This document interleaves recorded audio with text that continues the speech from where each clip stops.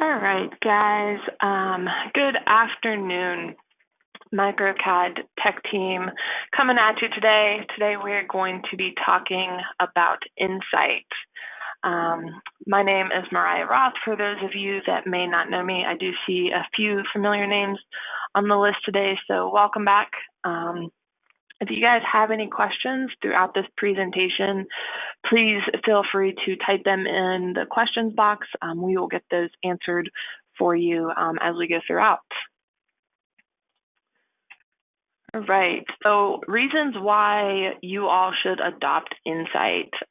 So there is no additional cost that comes with Insight. It's actually part of your AEC collection that I'm sure many of you are using these days.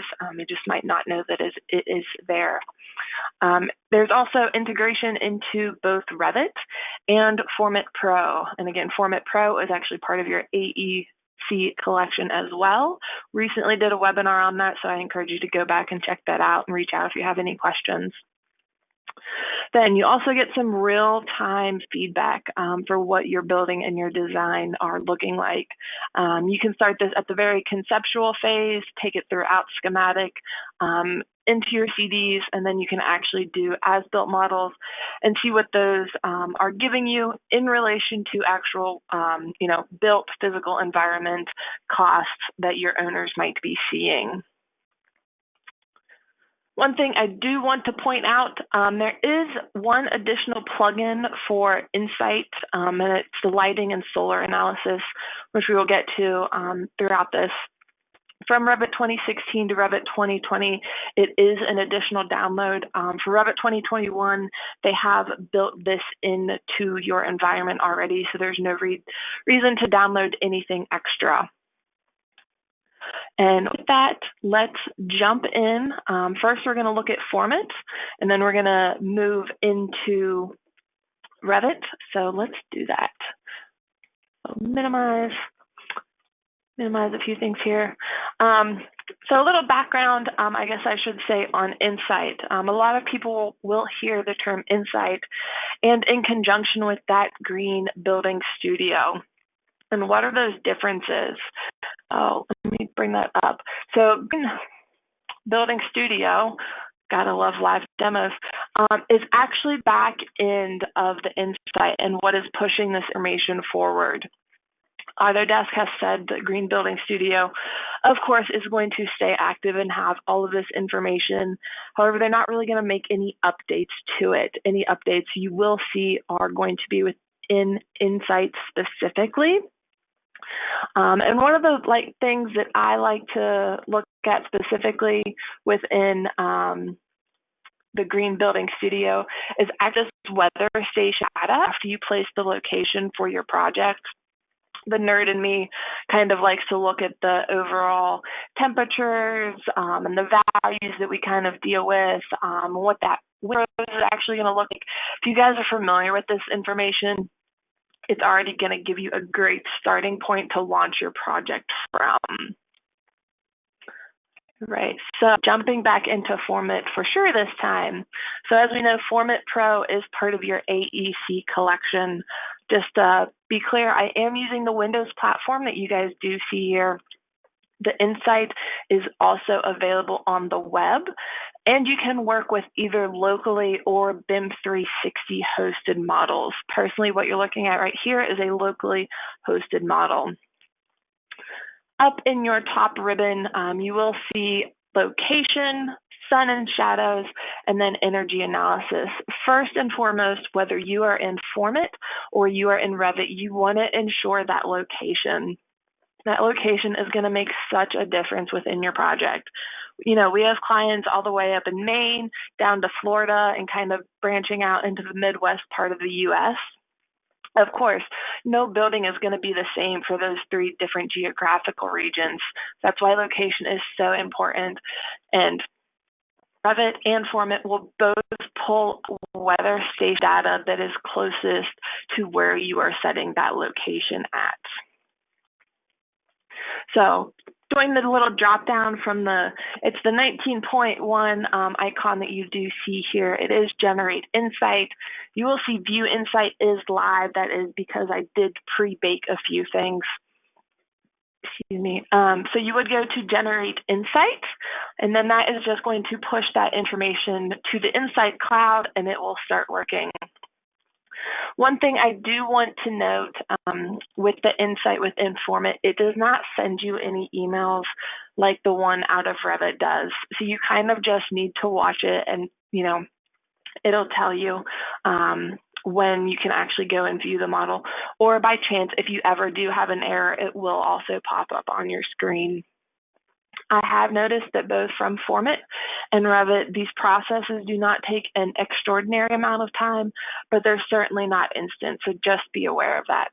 I've seen around the 20 to 30 minute mark is pretty typical. And then if you ever need to cancel an Insight, you can certainly do that after you've started it. Another great aspect within Formit that we do see from our drop-down is our not only our shadows, but we do have a solar analysis within Formit. So if I bring that up, you'll see we have an extra little dialog box that kind of pops up here in our top left. And what that does, it allows us to actually select some surfaces to analyze. So if I select just a few here on the front, you can see we either do a monthly peak, and Autodesk likes to say this is useful for developing shading strategies on the building facade, or you can do year cumulative, and that year is more useful in determining photovoltaic cells and what might be useful for your building. So if I do a monthly peak here, and I hit that Analyze button, it does it pretty instantly. If you will see, again, this is not a very complex model, but it's certainly not just a small little shed that we, or something along those lines. And you see down here at the bottom, that it is the BTUs per square foot. You will see that, kind of ranges to what you're dealing with. And if you hover over the specific facade in that instance, it will tell you an exact number that you can deal with also. If I do a reset and I do a year cumulative, again, selecting those faces, you will see that it generates the kilowatt hours per square meter, so they are slightly different units, so just be aware of that. But you can see, kind of where that's at in the overall spectrum. And again, hovering over it does tell you an exact number. So are there any questions in regards to the Formit and what we are seeing so far? All right, it doesn't look like anything's coming through. Let me do a quick save. Check out of that, save locally, then minimize that. And we're gonna switch over to our Revit. So again, this is a very basic model, everyone, and it's also been a model that's been pre-baked, so it has a few little nuances here and there. But looking at our energy optimization panel, and I've kind of have mine floating out here as a dock. Normally, it will be on your Analyze tab, and then typically to the far right. I just brought it out so that we can see all of our commands a little bit larger. So again, going across our little ribbon here, location first and foremost, and oh so important. Again, this can make a huge difference. Bringing up location in Revit does give a few more options. You will see weather stations. You have a variety to choose from compared to Formit. If you know a specific one that you want to use, you can certainly do that. I've just chosen the one that's closest to my project. I'm going to skip down the line of the commands here real quick and go to our energy settings, just because this is so important. You really want to check any energy settings before you actually start generating any insights or anything along those lines. So that's going to bring up another dialog box, as we're oh so familiar with in Revit. And that first one, your energy analytical model. This is where a lot of your information is going to start to be set at. And again, we're not going to go through every little element and explain what it is. Autodesk does encourage you to use the conceptual masses and building elements. They have said this is the one that is maintained and grown a little bit more throughout time versus just the individual ones on their own. Again, your ground plane, project phase, your analytical space and surface resolution, that's really telling insight. What is that smallest space that I really don't want you to compute? So you can think of areas like a plenum space. It's probably not going to make a huge difference in your building. That's what that information is starting to look towards. Then you have your perimeter zones, your depth and your division. And really that comes into play of your thermal zones. Of course, something further out towards the perimeter of your building, possibly with a lot of glazing, might need to be treated slightly different than your interior core, and that's what those settings are recognizing.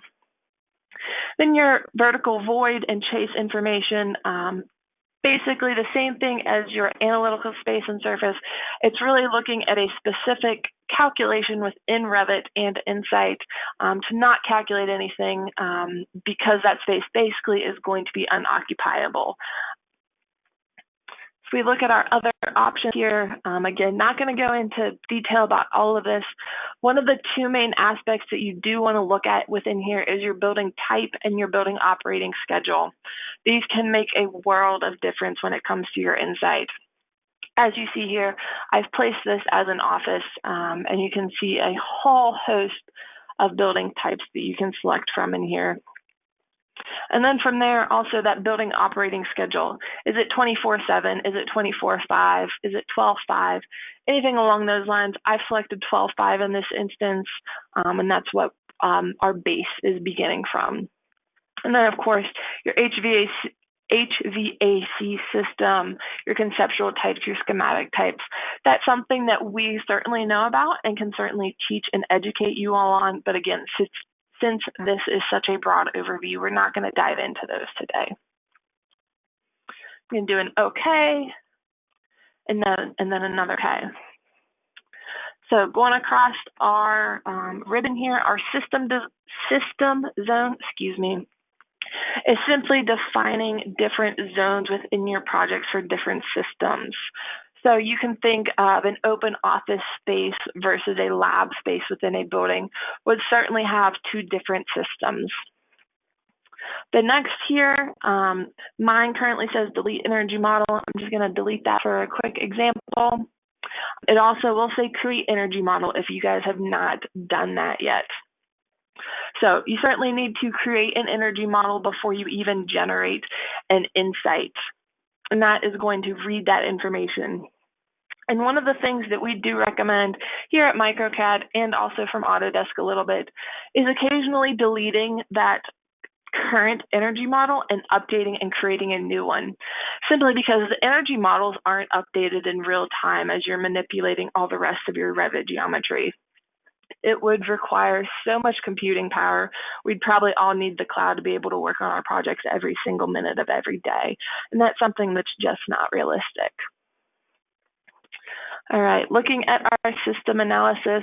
Our system analysis, better create that energy model again, will generate two types of reports for you in regards to building energy simulation. It will generate an annual build energy simulation, as we are seeing here, and will also generate an HVAC systems loads and sizing.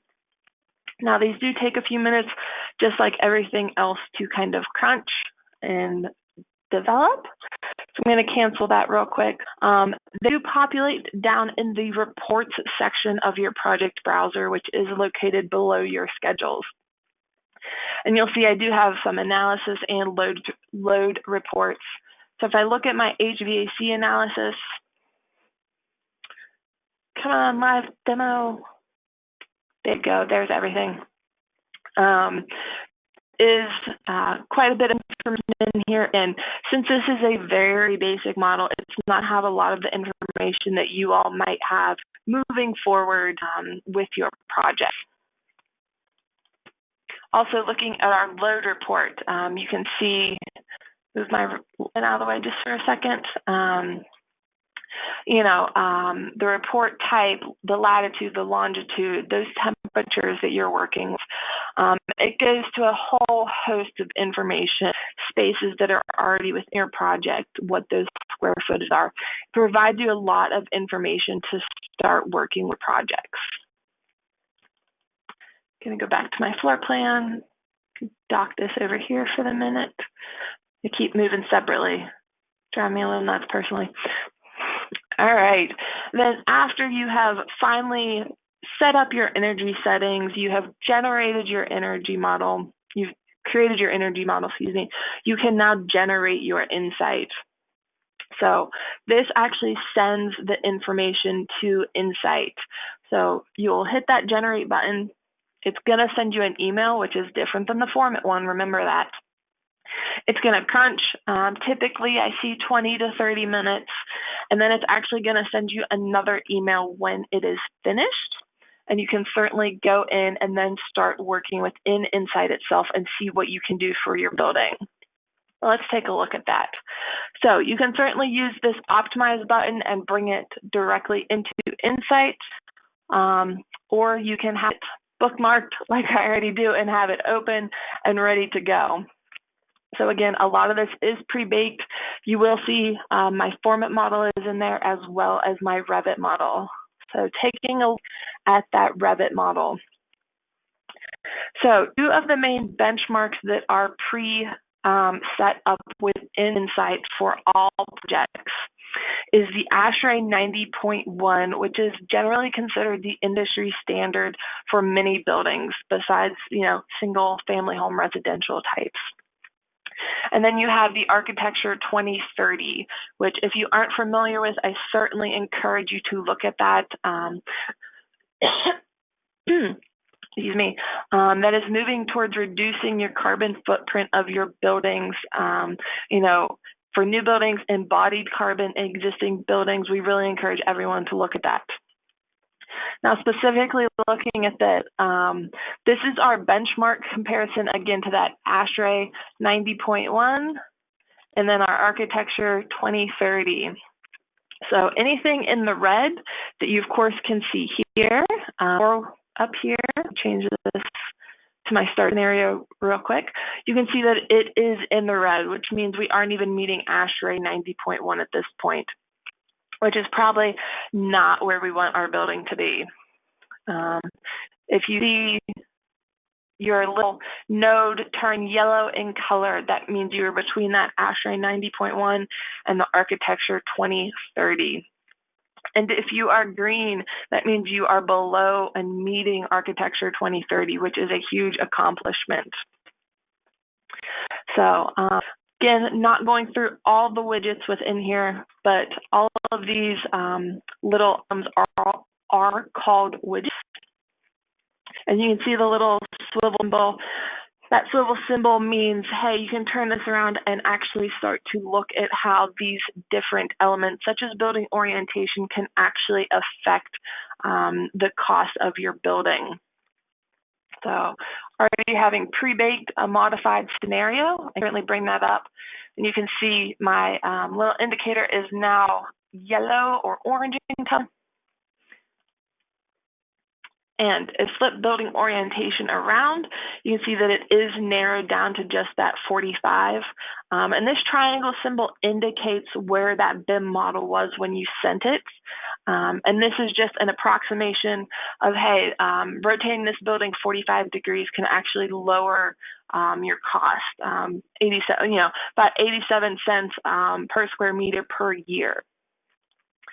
And then another one I believe down here is roof construction that makes a huge difference. You can see certainly uninsulated is going to cost us more versus somewhere between an R38 and an R60 is certainly going to cost less. And you can certainly see as you are kind of reducing these windows, the cost becomes less also. And one of the things to note, we'll see a model history within your Insight. And this little bar you see here, this 45 to -3, that's kind of your window of error, if you will, that is for your project. You know, before we even started with -3 to 74, it's a little bit larger of a window of, you know, error. And if I back out to the general interface of Insight, so this is the whole general kind of landing page, if you will. By default, all of your insights are going to be uncategorized. They're all going to be hosted in there. You can create as many insights if you need, whether you need them for multiple projects, presentations like I've set up for our webinar here today. Certainly do that. Another great thing is you can have different people assigned to these different groupings of your insights. So I can come in here and add my team members, and they can view this information just as quickly as I can, and they can manipulate it also. And one of the things, a little dialog box over here, you will see this model comparison. One of the nifty things, there are some favorites. So your net zero is a favorite, I believe, by default, as is architecture 2030. Perhaps you all have designed a building that is net zero and you are aware of that.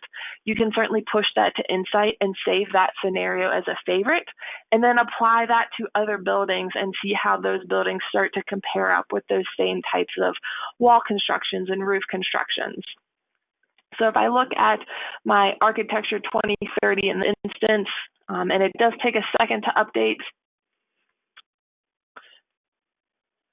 you will now see that our number that was 13 is now actually 6.23. And if we do take a look at, you'll see we're still, you know, a little yellow orangish in color, but if we look at overall benchmark comparison, we are oh so close to that green area into that architecture 2030 challenge. And looking at our model history, you can see even that margin of error here is now from negative 0, which it should just be 0, you silly goose, to 8, which is certainly smaller than what we have seen so far. And if I turn some around, such as our building orientation, you know, we see that architecture 2030 recommends, you know, a 225 orientation over that 45. We look at our glass, we see that a triple low E is compared. Let's take a look at our roof construction real quick. I know that makes a huge difference. You know, it decided to go with that about a 10-inch SIP construction. And then a difference that I've seen a lot is lighting efficiency, daylighting and occupancy, and then also plug load efficiency. Really looking at that information and how this building is going to be used and what is actually installed can make a huge difference. So scrolling up to the top, as just another example, if I would switch this to completely net zero, it does take a minute, as we see here. We'll now see that the building actually is in the negative, which is actually pretty nifty. And a good portion of that is coming from some PV panels that I admittedly looked at before I jumped on here today to discuss with you all. But you can see we're certainly in the green at that point. Our benchmark is in the green. Everything's actually up from there. You know, it's like, hey, you guys are doing an excellent job. You know, again, turning that thing orientation around, it's still at 225. But that major PV surface coverage and payback limit start to really play a difference. All right, so switching back to Revit, if there's not any questions in regards to the Insight, I will say that Insight has, I believe, it's 97% accurate, and it has been verified by ASHRAE 140. So just keep that in mind. Autodesk is doing a really good job at actually verifying this information and not just kind of putting it out there and kind of, you know, letting you guys go to the energy analysis wolves, so to speak. All right, so last two items we are going to talk about today is our lighting and our solar that we have over here. Again, this is from a separate downloaded plugin. If you are running Revit 2016 to 2020, it's already built in if you're in Revit 2021. So lighting analysis, I'm going to go to my 3D view here real quick. Again, some of this stuff is pre-baked. Bring up my lighting. It is ask, hey, do you want a new analysis or do you want to look at something that you have already generated? Just as an FYI, the lighting analysis is the one aspect that does cost some cloud credits, but I believe you all get quite a few with your AEC collections. So I wouldn't be too concerned about that. To run this one was, I think, somewhere in the 10 to 15 range, so it's not a ton whatsoever. You can certainly see your results in either Lux or foot candles. In this particular instance, I do have Lux already selected. It does take a few minutes to crunch, just like everything else. And like many other items in Revit, you can start to actually change how you want this style to look. You can change the colors. You can change whether they're dots or a gradient. All of that stuff can really be specified to your specific company. And this is something that will appear in 3D and plan as well, just so you all know. And last but not least is our solar analysis. Again, something slightly pre-baked, but this a little quicker to do. There is no cloud credits required for this solar analysis. So bring up my solar. You will see under study types, there is custom or solar energy. I'm going to leave it on that solar energy. User selection, you can do just specifically roofs. Hit the scroll button.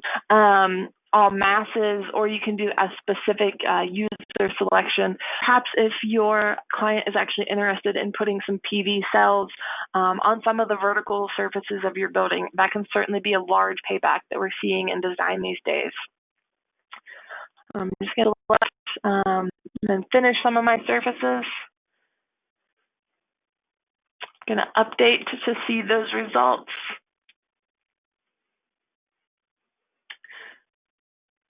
And then you will see this start to populate. And hopefully that gradient is coming across on your all screen. It's very slight on mine. But you can start to look at the type, the PV energy versus payback, actually what some of those settings, those unit of measurements, I should say, can actually be set to. And it actually tells you the energy savings and what that payback time can be. So that's a good thing to look at and discuss with your owners. We're not always seeing a 30-year payback at this point. We're seeing things in this example as 12 years. I know a lot of buildings, I certainly hope, are still around in 12 years. I think if not, us designers and engineers probably need to reevaluate what we are doing. All right, so that is the extent of the insight discussion that I have for you all today. Does anyone have any questions that they have come up with during this presentation?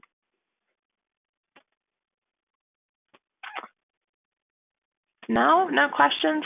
Okay, well, please feel free to reach out to us at MicroCAD. Again, we do provide training that is very much more extensive than what you all have seen here today. And we can certainly work with you. And generally, if you have any questions, please feel free to reach out. We're here to help you guys and give you any knowledge also that we may have, especially if it's simple questions that you might have overlooked or something along those lines. All right, everyone, have a great and wonderful rest of your afternoon. Thank you for attending.